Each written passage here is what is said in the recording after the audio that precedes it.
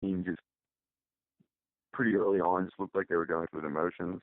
And I think that sometimes, like, okay, another cliche is, this team doesn't care, or they don't work hard enough, or that might be what people say. But maybe to focus in a little bit more, maybe it's the fact that it was a type of game where the Penguins just aren't interested in dealing with the adversity, or whatever it is, and that's what it is. They're not attracted to adversity, rather than embracing it and that being something that they thrive on, coming kind of attacking that situation. They shy away from it, or they're sick of it or something. I don't know. Yeah, and I think, and I hate to say this, but I think it starts and ends with their captain. When Sidney Crosby is fully engaged in the game, the rest of the team, I mean, it's rare that Crosby is the only guy who's trying, but oftentimes you're like, man, Crosby doesn't, is he nursing an injury or something? And that might have very well been the case. And plus, I don't think he played a game for about a week or so. But 87 in particular, I was just he didn't follow plays through all the way. He would maybe go 80% on a play and then just see if it and just make a call. And if it didn't look like it was gonna work out, he'd just start heading back into his zone. And it just didn't. There wasn't that fire that you normally see in Crosby, and that could be said for the rest of the roster though last night. So who knows? And there's going to be an emotional letdown factor too if you look at how they dominated the Winnipeg Jets and how physical of a game that was. Mm-hmm. They were kind of setting themselves up for a letdown. Do you think that the Penguins' power play is predictable with Sidney Crosby in the lineup? Well, I think it's unpredictable in the fact that you don't know if it's going to be, you don't know if they're going to shoot the puck or overpass it. I think it can be, well, we saw Crosby and on the power play early in the year, and they were converting at 40%. And what made it work was Malkin and Crosby were switching sides of the ice, and they were playing on the opposite sides of the ice. Malkin was often playing on the left side, and then Crosby would sometimes switch to the left side. Sometimes they would switch to the blue line. It was basically three different looks that they would give, and they were converting at 40%. So I'm with Rick Tocchet in that it's not necessarily about the predictability, it's about the execution. And right now they're looking for I think they're too focused on making one-timers, having sweet one-time goals.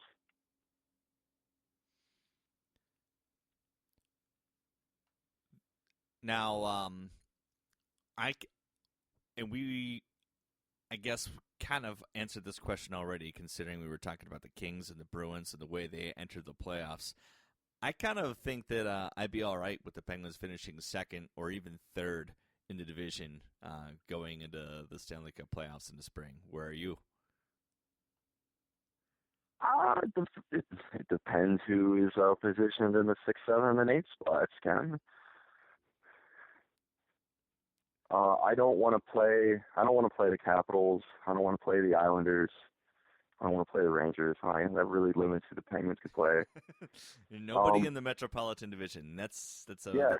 a bad sign when the alignment is the way it is now. I would actually be okay with them playing the Rangers over the Islanders or the Capitals in the first round. The Rangers aren't quite the team that they were last year. They're just not as deep as they are. They don't have. You want to talk about a team that doesn't have quite the depth in their bottom six as they did in the past. That's definitely the Rangers. Sorry, and Henrik Lundqvist hasn't been the all-world goaltender that he was in previous years. He's still been really good, though. So I don't know. I think, I'll put it this way, if they have to play the Rangers, I'd rather it be earlier than later. So the Penguin, or the trade deadline for the National Hockey League, is coming up relatively quickly. We're about a month and a half out from, or even actually less than that, from that becoming a reality. Jim Rutherford has proven the fact that he is not a guy who likes to wait around for that deadline. In fact, he's on record saying it's overrated. He's already made deals for Perron. He's already made the Lapierre deal. Before I ask the question that everyone is talking about right now, because I guess we have to talk about it. 2 priorities, and choose which of those 2 priorities you think is the most important if you can only have one of them. Well, if I guess, well, there are 3 things I think the Penguins need to improve.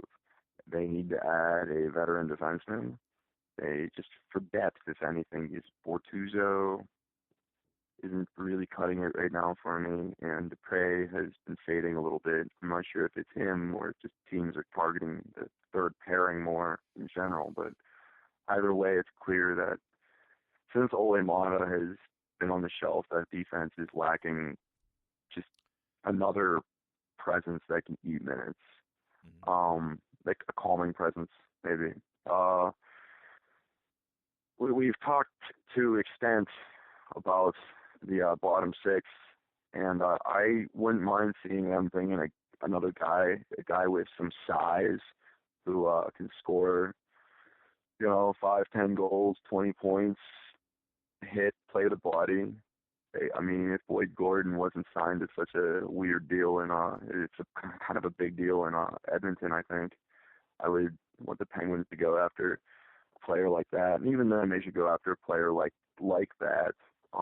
Does Daniel Winnick fit that mold for you? Yeah, somebody who can put up some offense, bring some speed or some physicality, just bring a dynamic to the bottom 6 that they don't have right now. Somebody who is a little bit more dynamic than than your Zach Sills. Mm-hmm. I don't want Bobby Farnham, Zach Sill, or Craig Adams to be in the lineup during the playoffs. Sure. I want better players there. And the other one, I guess, is the top 6. But I would go with the third line after maybe even a center. I don't know. After seeing last night, that was just bad. Brandon Sutter. It's been a rough 2015 for Brandon Sutter too, and it sucks because we know what he's capable of. We know the kind of player that he can be. Yeah, and I think if they added a very defensively responsible forward who can chip in a couple goals, maybe a guy who can take some draws as well, even if he's a winger, just switch it up for that fourth line, I would be all right with that, because maybe then you can drop Downey there, have somebody on the left wing with Lapierre, and match them up against the scoring line. I think that the top 6 is okay as it is. If they were to bring in somebody like Yager, who are you going to take off the power play? David Perron, Patrick Hornquist. Mm-hmm. You're not going to be taking off Crosby or Malkin or Letang. So it's going to be one of those 2 guys. And I don't really want to take either of them off. I'd rather take off Crosby and Malkin, which, is a non-starter. And I think what you're identifying as far as a bottom 6 winger, maybe third line winger, is where I'm really hoping that the Max Lapierre deal falling does not disqualify any kind of conversations that the Penguins have been having with the Toronto Maple Leafs regarding Winnick, because I think Winnick fits that role perfectly, because he is a guy who can chip in offensively. I think he's an extremely gifted defensive player. He's just a really good overall package. He does have the size. He's not huge, but he's 6'2". That's not a small. That's not Sill or Craig Adams or anything like that. So Daniel Winnick, I hope that is still an active conversation is being had between the Penguins and the Maple Leafs. Yeah, and I don't even know, like I said, I think that they need another third liner so they can for their fourth line, if that makes sense, because if you're going to be a cup contender, you have to have third liners on your fourth line, and you have to have a third line that can put up points. And look at, as you mentioned, the Kings. Well, the Rangers had that third, I think it was the third line with Boyle and Pouliot that was just tormented the Penguins. And the Penguins have lacked that. They've lacked, since I guess Jordan Staal left, they've lacked that line that has some size that they can just send out to be a disruptive force. It's kind of funny. I just said a line with Tyler Kennedy had size, but you know what I mean. Yeah, and it goes back to what I've thought for a long time, and kind of whenever the deal went down, you sort of got the impression that maybe this is when Ray Shero kind of started to. I don't want to say that he lost his job on the day that Jordan Staal was traded, but I think that's when all of a sudden a situation that he very much had a lot of control over and had been really great with all of his moves and everything like that. All of a sudden, he was losing that grasp on that team and what he had created there whenever Jordan Staal went out the deal. Now, I still don't really complain about the return because we've still got Pouliot, still got Dumoulin as guys who you can come in here and develop. And hopefully Brandon Sutter can be the player that we want him to be, that consistency, again, what we're striving for on the third line here towards the back third of the regular season going into the playoffs. Now the bomb, and you alluded to it a little bit, is Jaromir Jagr. So you really, okay, you identified three things, which I asked you two, but you broke the rules, and that's fine. You said bottom six winger, you said veteran presence on the defense, and you mentioned a top six. Of those three, you can only have one. Which do you choose? I choose, I'm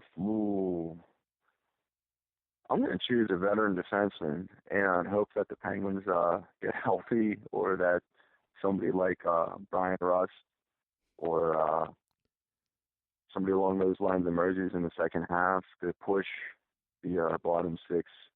But I would, that defense kind of scares me. I just, like I said, was it Bortuzzo and Ehrhoff as the second pairing? It doesn't do anything for me at all. Well, it's good too because you're able to have another guy in there to give you more looks in different combinations, because sometimes that's all it takes. Because Simone Dupre playing with Christian Ehrhoff is different than Simone Dupre playing with Oli Mata, or different than Simone Dupre playing with Rob Scuderi. You know, we've seen him succeed and not succeed in different situations. So it's good to have another body in there, especially one that has experience and is a veteran, who can maybe be a resurgence for Dupre or even Bortuzzo. You know, you might find a magic mix that works back there. So I would agree that would be my first priority too, of those guys. Second for me would be the bottom six, and Jagr watch is officially on in Pittsburgh. Jaromir Jagr, nostalgia aside, because I'll say for me, nostalgia and the fact of having Jagr in Pittsburgh, and especially if the Penguins were to make a run in the playoffs, to have Jaromir Jagr be a part of that, I think would be a really special thing for everybody in this city, and it would be a cool story. I would love that. I'm rooting for that story. I want to submit that and greenlight it. But is it reality-based? Yeah, I'm not really, well, it might be reality-based, but I just don't know if that is their greatest need right now, especially, like you said, you have to pick one. There are greater concerns at this point. I think that the David Perron trade really, it filled the void that the Dupuis injury left, and then some, and it really gives the Penguins a pretty dynamic top six when they're all healthy, or top five anyway. But yeah, like, I mean, it could happen, but I just don't know if it's the biggest priority for the team. Yeah, and it seems like kind of a funny mix too. I'm not sure that Jagr, Perron, Malkin, Crosby, and Hornquist kind of like exist in the same space and work properly.